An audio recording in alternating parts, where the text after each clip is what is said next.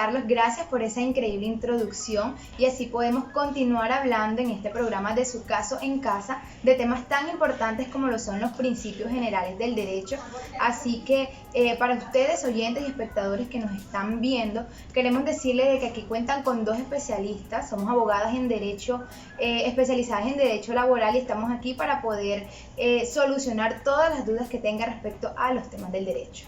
Por eso, en esta ocasión contamos con Evelyn Castro y mi persona Somaira Carrillo para en este espacio que le estamos brindando hoy disipar todas sus dudas y hacer un espacio más agradable y comprensible. Bueno, y como ya dijimos que eres especialista en el derecho laboral, por eso quiero preguntarte sobre algunos principios generales del derecho que traten precisamente de este tema, como lo son a trabajo igual, salario igual, principio de favorabilidad y principio de estabilidad laboral. Así que, ¿con cuál te gustaría que iniciáramos? Puede ser con a trabajo igual, salario igual. Adelante. Bueno, entonces para darte una breve descripción sobre este principio, es básicamente que a trabajo igual corresponde un salario igual. Es un principio contemplado por el artículo 143 del Código Sustantivo del Trabajo, el cual dicta que a trabajo igual, de igual valor, salario igual. Ok, ¿esto qué quiere decir? Básicamente que a trabajo igual desempeñado en puesto, jornada, condiciones de eficiencia también iguales debe corresponder un salario. En todos estos a los que se refiere el artículo 127 del mismo código. No pueden establecerse diferencias en el salario por razones de edad, sexo, nacionalidad, raza, religión, opinión política o actividades sindicales. Y todo trato diferenciado en materia salarial o de remuneración se presumirá injustificado hasta tanto el empleador demuestre factores objetivos de diferenciación que busque evitar el tratamiento desigual discriminatorio por parte del empleador. Bueno, ¿y qué busca este principio como tal? Bueno, este principio lo que busca es algo propio del juicio de igualdad. Por ende, debe estarse sujetos que al desempeñar las mismas funciones y al estar sometidos al mismo régimen jurídico de exigencias de cualificación para el empleo, son comprobables y reciben una remuneración diferente. Se insiste entonces en que la discriminación salarial injustificada debe basarse en un parámetro objetivo, discernible y razonable que justifique la diferenciación. ¿Existe algún, método de diferenciación salarial? Claro que sí, está estipulado en una jurisprudencia constitucional que ha catalogado como razones admisibles de diferenciación salarial, entre otras, la aplicación de criterios objetivos de evaluación y desempeño, las diferencias de la estructura institucional de las dependencias públicas en que se desempeñan cargos que se muestran prima facie análogos, y la distinta clasificación de los empleos públicos a partir de la cual se generan diferentes escalas salariales, que corresponden a cualificaciones igualmente disímiles para el acceso a dichos empleos.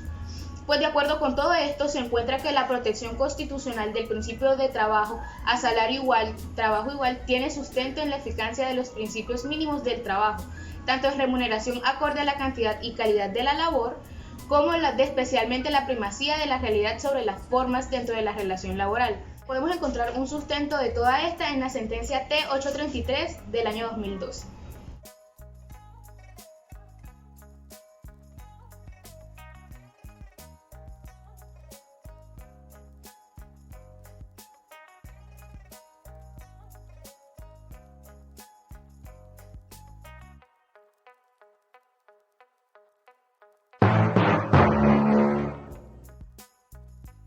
Bueno, yo hablé un poco sobre algunos de mis principios que son los del principio de a trabajo igual, salario igual. Ahora me gustaría escuchar un poco sobre el principio de interpretación sistemática, que nuestros espectadores y oyentes han tenido varias dudas acerca de este tema. Bueno, la interpretación sistemática es una forma de interpretación que busca extraer del texto de la norma un enunciado cuyo sentido sea acorde al ordenamiento al cual pertenece. Esto se debe a que el sentido de la norma no está dado solo por los términos en los que ella se expresa, sino por la relación que ésta tiene con las demás normas. Esta relación de vinculación se explica de manera en que las normas forman parte de un todo, y la interpretación sistemática plantea de que esta manera la conducción de una norma particular debe darse hasta un contexto general de esta misma. Un precepto o una cláusula debe interpretarse no de manera aislada, sino en conjunto con los demás preceptos o cláusulas que forman parte del ordenamiento o del negocio en cuestión. De hecho, Antonio Picato opina que las normas jurídicas no pueden ser comprendidas fuera del contexto al que pertenecen.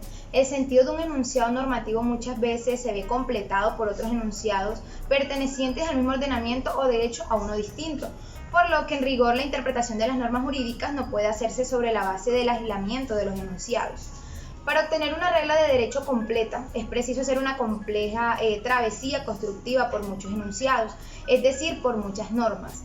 La explicación de esta vinculación entre una norma y las demás del mismo ordenamiento o entre cláusulas y el resto del contrato se encuentra en que las primeras, que forman parte de un todo, no pueden tener un significado distinto de las demás y mucho menos contradictorio, pues el conjunto de preceptos o de estipulaciones no se concibe como una simple acumulación o agregado de disposiciones, sino como un verdadero y propio sistema, por lo que la interpretación sistemática conduce a entender la norma particular en función del contexto general y de manera conforme a este último. El intérprete debe atribuir a una norma cuyo significado sea dudoso un sentido congruente con las prescripciones que establecen otras normas del sistema. Por lo tanto, al juez corresponde justificar el vínculo sistémico que existe entre la norma a la que atribuye significado y las demás del sistema que la circundan. ¿Y esto se presenta en todo tipo de normas de la misma manera o existen principios para estos? Bueno, sí, yo no los llamaría unos criterios. El primero es el criterio jerárquico, y es que en caso de conflictos entre normas provenientes de fuentes jerárquicamente organizadas, la norma inferior deberá considerarse inválida y la norma superior prevalecerá sobre esta. Y también tenemos el criterio cronológico, que es en que en caso de conflicto entre normas de la misma fuente o fuerza jerárquica o de la misma esfera de competencia, se aplica la ley más reciente en el tiempo, ya que el exégesis en lo que dice lo que vale es la última potestad del legislador. ¿Y de qué manera se ejemplifica este principio jurisprudencialmente, doctora? Bueno, un ejemplo es de la sentencia C-569 del 2000 y nos dice que de nada sirve el ejercicio de interpretación que se reduce a los límites de una sola disposición cuando la adecuada comprensión de dicho precepto depende de la integración de artículos contenidos en otras regulaciones. El ordenamiento jurídico presenta con frecuencia normas incompletas, cuyo contenido y finalidad deben articularse junto a otras reglas, y solo de este modo es posible superar esas supuestas incongruencias al interior de un orden normativo. La integración de normas jurídicas por virtud de la remisión que hace una de ellas solo es concebible en la medida en que dicha operación completa el sentido de disposiciones que dependen mutuamente para su cabal aplicación. De hecho, no se trata de una manera analógica de interpretar el derecho o de extender el imperio de alguna disposición o asuntos no contemplados por el ordenamiento legal. Bien, y continuamos con el principio de favorabilidad. ¿De qué trata o de qué se encarga? Bueno, podemos definir el principio con base al Código Sustantivo del Trabajo en su artículo 21, que dicta textualmente: en caso de conflicto o duda sobre la aplicación de normas vigentes de trabajo, prevalece la más favorable al trabajador. La norma que se adopte debe aplicarse en su integridad. Se parte entonces del presupuesto de la coexistencia de varias normas laborales vigentes que regulan una misma situación en forma diferente, evento en el cual habrá de aplicarse la norma que resulte más benéfica para el trabajador. Dicho principio difiere del indubio pro operario, es un principio jurídico empleado en la rama del derecho laboral que significa en caso de duda a favor del trabajador, según el cual toda duda ha de resolverse en favor del trabajador, porque en caso que éste tan solo existe un precepto que reglamenta la situación que va a evaluarse. Y como admiten distintas interpretaciones, se ordena acoger la que más resulte favorable al trabajador. La condición beneficiosa para el trabajador se encuentra plenamente garantizada mediante la aplicación del principio de favorabilidad que se consagra en materia laboral, no solo a nivel constitucional, sino también legal, y a quien corresponde determinar en cada caso concreto cuál norma es más ventajosa o benéfica para el trabajador, es a quien ha de aplicarle o interpretarla. De conformidad con este mandato, cuando una misma situación jurídica se haya regulada en distintas fuentes formales del derecho, estas son la ley, costumbre, convención colectiva, etc., o en una misma es deber de aplicar o interpretar las normas, escoger aquellas que resulten más beneficiosas o favorezca al trabajador. La favorabilidad opera entonces no solo cuando existe conflicto entre dos normas de distinta fuente formal o entre dos normas de idéntica fuente, sino también cuando existe una sola norma que admite varias interpretaciones. La norma así escogida debe ser aplicada en su integridad, ya que no le está permitido al juez elegir de cada norma los más ventajosos y crear una tercera, pues se estaría convirtiendo en legislador. ¿Puedes mencionar algunas leyes que acojan al trabajador? Claro que sí, la ley 1780 del 2016, por medio de la cual se promueve el empleo y el emprendimiento juvenil. Se generan medidas para superar barreras de acceso al mercado del trabajo y se dictan otras disposiciones. También está la ley 1636 del 2013, por medio de la cual se crea el mecanismo de protección al cesante en Colombia.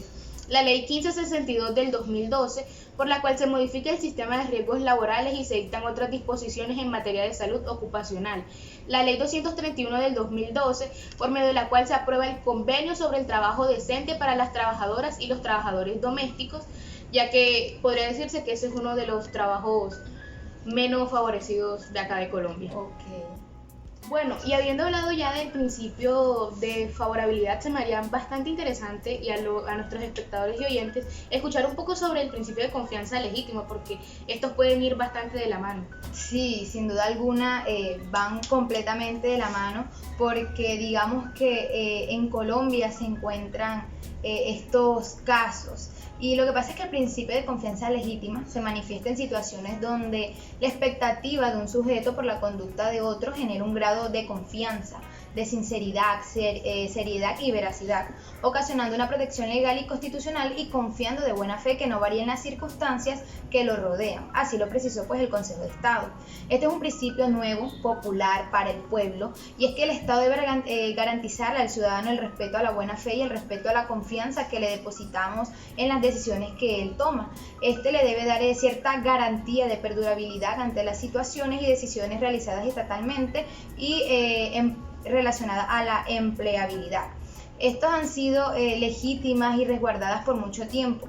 Un ejemplo de esto podemos ver ese tipo de vendedores ambulantes que se encuentran ubicados en el espacio público, que de cierta forma han estado allí por un largo tiempo, pongámosles 20, 10 años, y pues aunque somos conscientes de que invadir el espacio público no es algo legal, sin embargo el Estado los regula, le brinda carnet, le brinda trabajos de sensibilización, es decir, los tolera.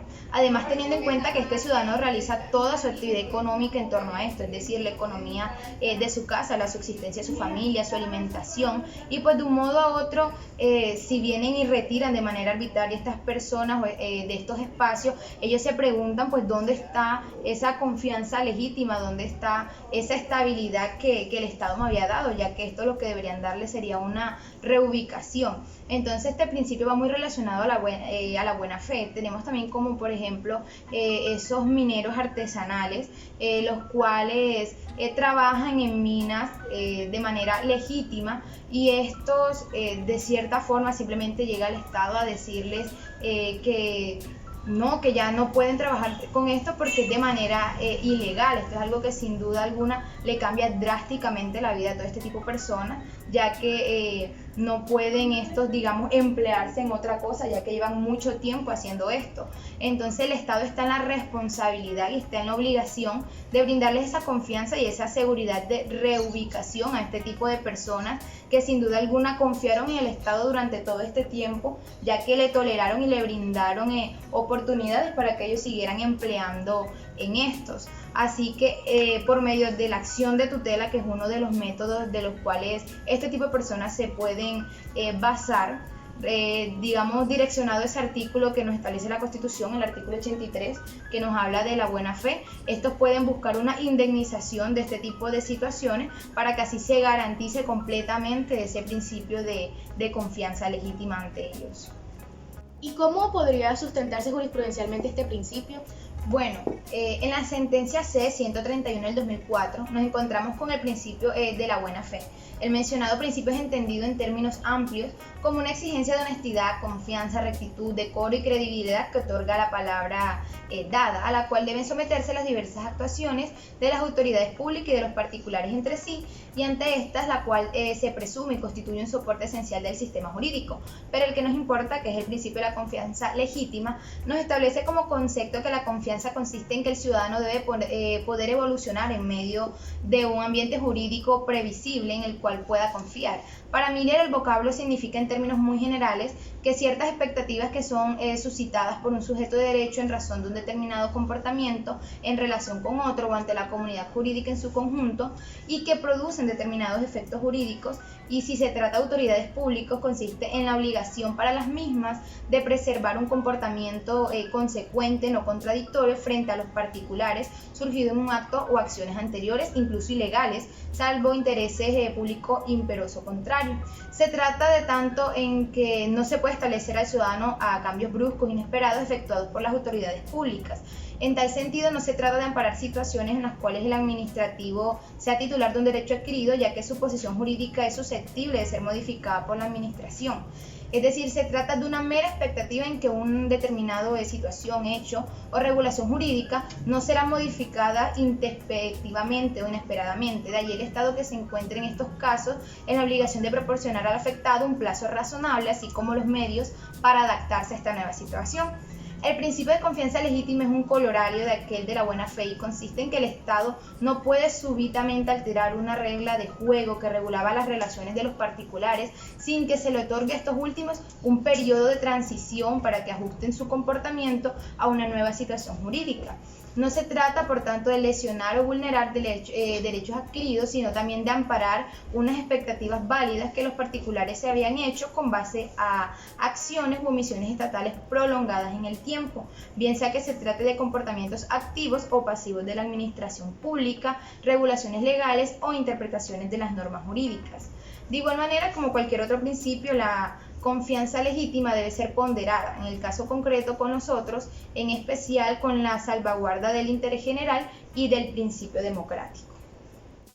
En pocas palabras, esa confianza legítima nos establece esa facultad que tenemos nosotros como ciudadanos de que el Estado tiene la obligación de darnos esa confianza y esa predecibilidad de las situaciones o acciones que éstas vayan a emprender en relación jurídica que tienen los particulares con ellos. Es decir, no hacer las cosas inesperadamente, sino, como decíamos anteriormente en esta sentencia, brindarnos ese poder de adaptación y de transición para el nuevo espacio en el que nos encontraremos.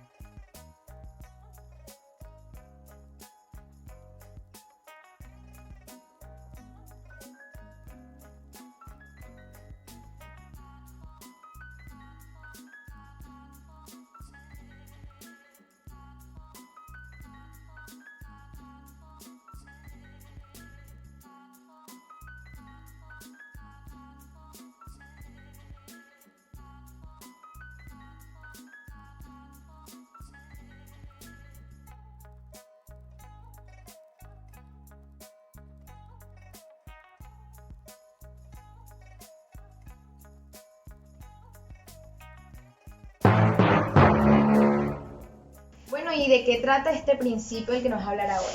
Bueno, este es el principio de estabilidad laboral. Este supone que el trabajador en desarrollo de su contrato de trabajo o cualquiera que sea el tipo de vinculación laboral que ostente, tiene derecho a que mientras se mantengan las causas o motivos que dieron origen al vínculo laboral, puede continuar prestando sus servicios, salvo que el empleador dé por terminado su vínculo laboral, en cuyo caso el trabajador tendrá derecho al reconocimiento de una indemnización o su reintegro, cual fuera el caso. Este principio es propio del derecho laboral, pero su alcance va más allá de las relaciones patrón-empleado. Tal es el caso que podemos afirmar que en cualquier relación personal donde exista la figura de subordinación, elemento clave para la existencia del contrato laboral, podemos decir que tiene acogida este principio. Es preciso manifestar que el desarrollo de este principio laboral ha tomado una evolución interesante en la historia de la evolución jurídica colombiana, puesto que a medida que ha venido cambiando el derecho. ¿Es muy importante este principio? Claro que sí, el principio de estabilidad laboral ha venido tomando más fuerza y acogida en las altas cortes, como lo son la Corte Constitucional, quien ha mantenido una coherente y constante interpretación apuntando a una protección total al trabajador que tiene expectativas reales, con ocasión a una relación laboral establecida. Por otro lado, tenemos al Consejo de Estado, quien ha venido al pasar de los años variando su interpretación referente a la aplicación de este principio, a las necesidades reales que él mismo demanda, en procura de una efectiva aplicación a la protección que ampara tal principio, dando como resultado una protección uniforme en concordancia con la Corte Constitucional.